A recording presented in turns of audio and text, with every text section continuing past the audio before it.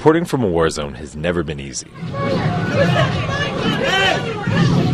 That's why the Bronx Documentary Center has become the front lines for young journalists. We go through a lot of time and effort to make sure that the scenes here are stressful.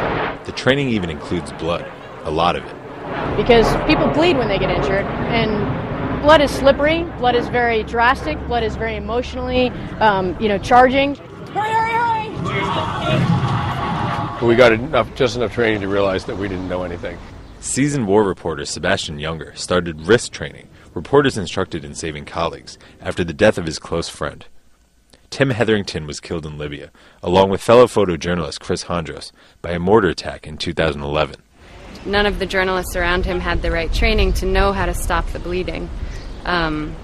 So had one of those journalists had the right training, Tim Hetherington might have lived.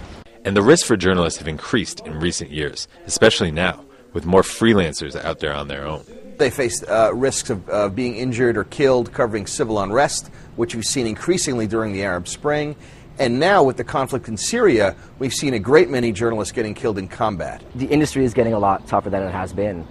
But the only other option is to just not let things go unreported, and I think that's not feasible. While Younger himself has now given up the front lines, he remains dedicated to the cause. This is an entirely good thing, and it might save someone else's life. And I think if Tim could see this, he would be really quite amazed and delighted.